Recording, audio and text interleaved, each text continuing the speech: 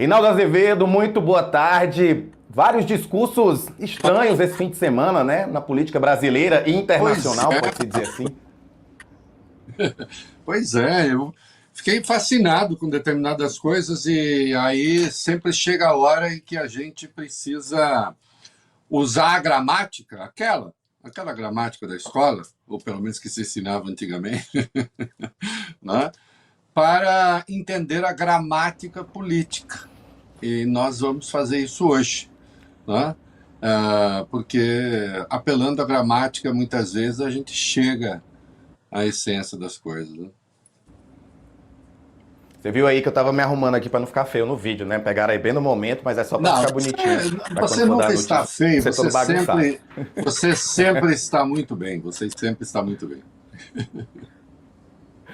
Vamos começar, muito obrigado, bora começar. Então, o discurso que a gente está falando é o do Flávio Bolsonaro, que ele fez um discurso golpista na Conferência de Ação Política Conservadora, a CEPAP, que foi lá nos Estados Unidos no último sábado. Nesse evento, que reuniu nomes da extrema-direita, o pré-candidato do PL à presidência pediu pressão diplomática dos Estados Unidos e do mundo livre nas eleições brasileiras. Vamos acompanhar.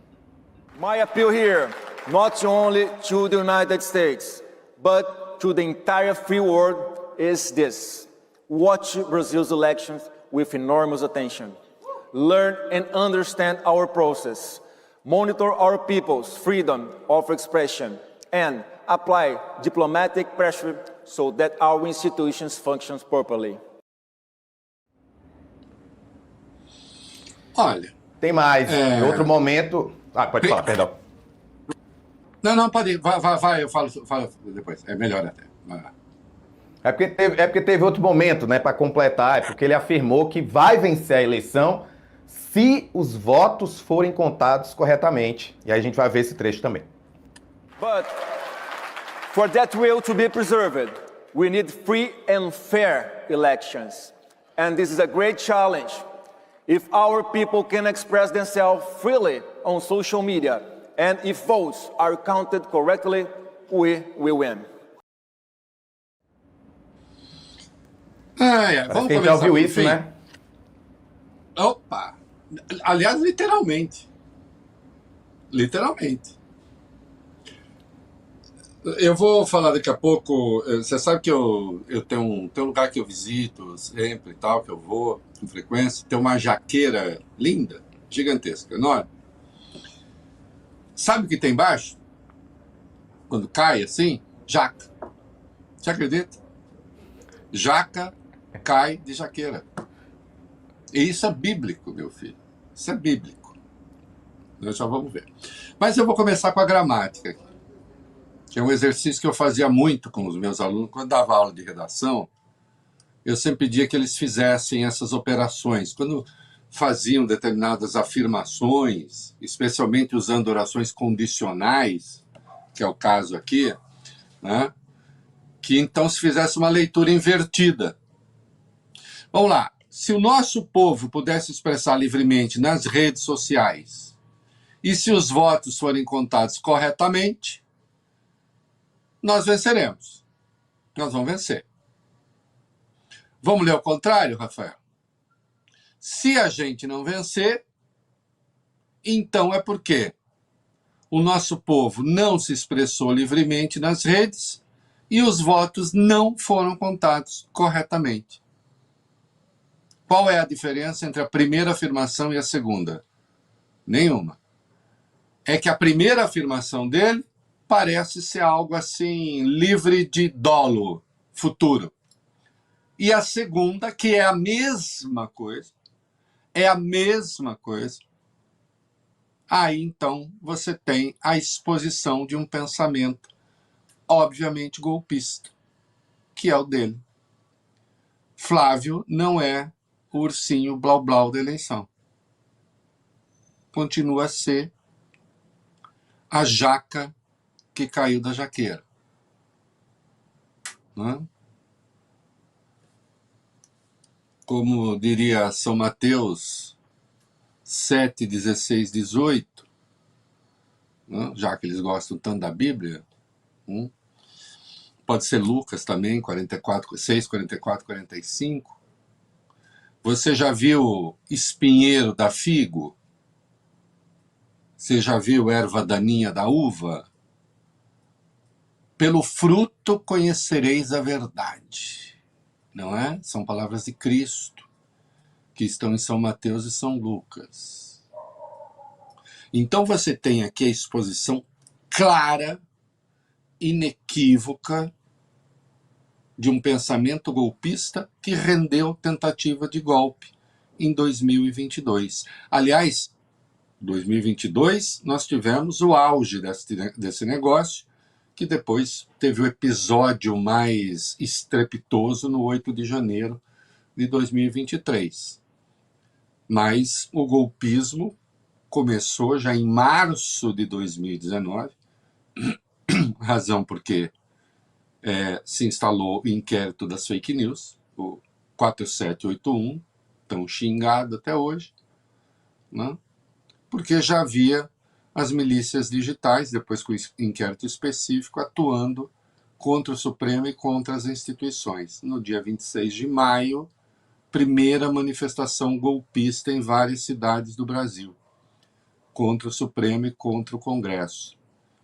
Depois começou nos dois últimos, na reta final ali do mandato, 1 ano e meio da reta final, aí a história do voto impresso e de pôr em dúvida o resultado das urnas quando percebeu que a chance de perder era muito grande.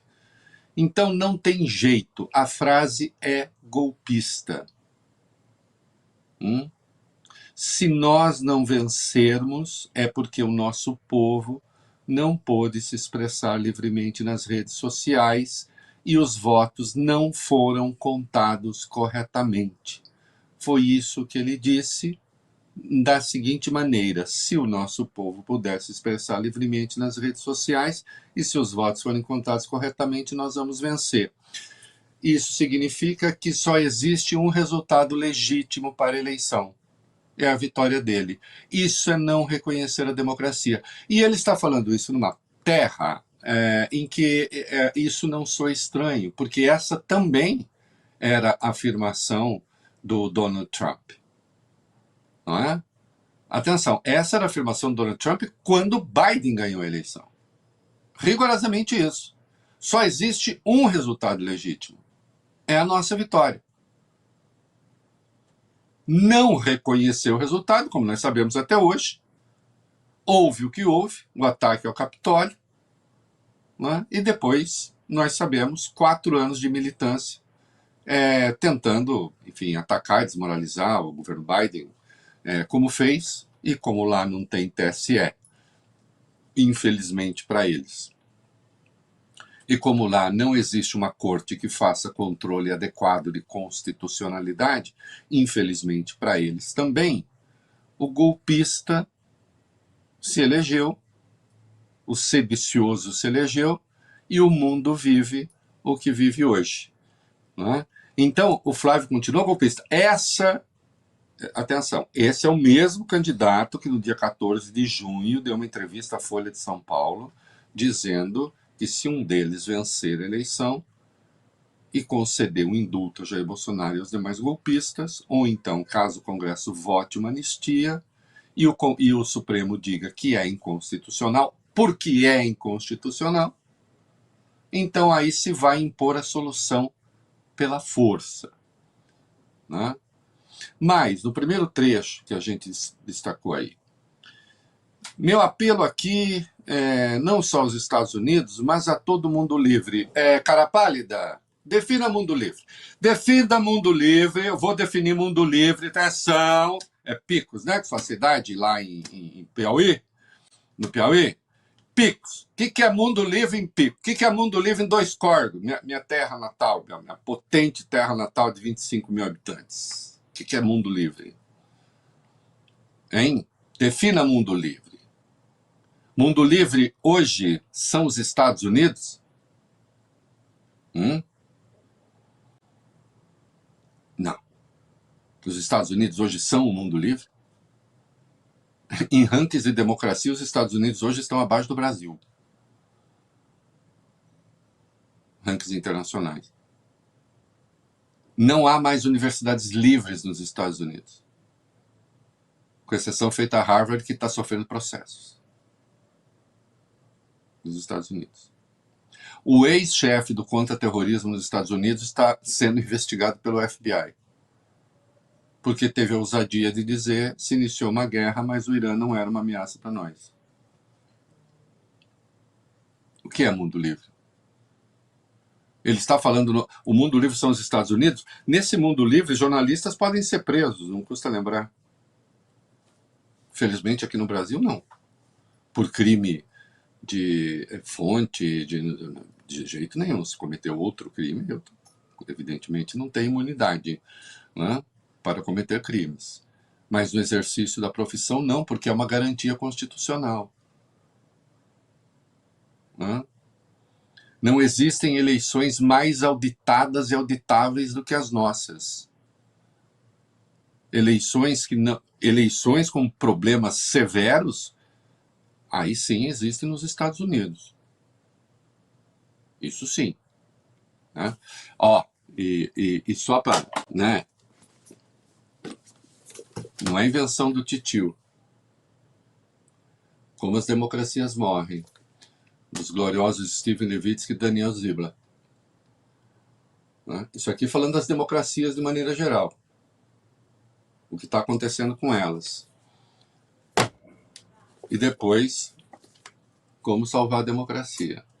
Esse aqui é como salvar a democracia americana. Com prefácio falando sobre as virtudes do Brasil. Prefácio sobre as virtudes do Brasil. E é um livro tão independente, o meu querido Rafael. Até, né, o ex-presidente da Câmara está sendo elogiado aqui, o Arthur Lira. Porque, afinal de contas, na institucionalidade brasileira, quando o Lula venceu a eleição, ele reconheceu o resultado. E tem muito mais aqui sobre a crise da democracia americana. E como é que movimentos de inspiração fascista estão em ascensão nos Estados Unidos já faz tempo. Mas o Flávio acha que as eleições brasileiras têm que ser submetidas ao crivo dos Estados Unidos. Não, as únicas eleições que realmente merecem passar por uma auditoria são as eleições americanas. Que de resto, em razão do sistema que herdou, não estou dizendo que seja essencialmente antidemocrático, mas, como apontam os autores, muito problemático a essa altura, né? Lá sim existe um sistema em que um homem não é um voto, um cidadão não é um voto. A Hillary Clinton ganhou as eleições do Trump, a primeira eleição do Trump, no voto. Perdeu no colégio. E depois nós vimos que eles podem manipular os colégios. Como manipularam. Aí, um vai e muda o colégio no Texas, outro vai e muda o colégio na Pensilvânia. Por aqui, nesta pátria, onde desde sempre soubemos comer bananas, como fica claro na literatura de viagens, para o espanto do Pedro Magalhães Gândavo, né, que disse, olha, eles jogam a casca fora e comem o miolo. Nós sabemos fazer isso. Né? Então, não existe nada que os Estados Unidos possam nos oferecer no que respeita a gerência de eleições. Isso, na verdade, é pedir ingerência no Brasil. Né? E isso está virando uma constante. É claro que isso vai virar tema de campanha. Se isso vai pegar, não vai pegar, como é que a população vai ler, né? Eu sempre tendo a achar, em razão, como diria José Arthur Gianotti, de uma certa herança marxista, uma certa herança, do ponto de vista intelectual, que qualquer pessoa com um mínimo de formação tem, tendo a achar que os temas econômicos sempre são importantes, mas hoje não só. Né? As guerras culturais ganharam relevância. Né? E, sem dúvida nenhuma, a questão da soberania está colocada. Então, está colocada a questão da soberania, porque, evidentemente, ele tenta subordinar o Brasil a um país estrangeiro, a países estrangeiros aqui, porque ele não está falando só de vamos observar o resultado das eleições. Não. Ele está dizendo que as eleições no Brasil são fraudadas a menos que eles vençam. E se eles não vencerem, são fraudadas. Sendo fraudadas, então, segundo esse raciocínio, resta ao povo fazer as coisas pelas suas próprias mãos, que foi o que eles incentivaram em 2020, no curso de 2022, com as manifestações, as ocupações e quartéis, etc., até resultar naquele 8 de janeiro desastroso pelo qual eles não queriam ter responsabilidade nenhuma, quando evidentemente estimularam. Então é isso. Quer dizer, eu estou surpreso? Eu não estou surpreso. Eu não estou surpreso porque, enfim, eles dizem gostar de Bíblia, eu também gosto, né? Eu sou leitor de São Mateus, eu sou leitor de São Lucas, né? Especialmente São Lucas, que tem a imagem ótima da porta estreita, né? A salvação é sempre um caminho muito difícil, né? Porque as chances de erro são sempre maiores.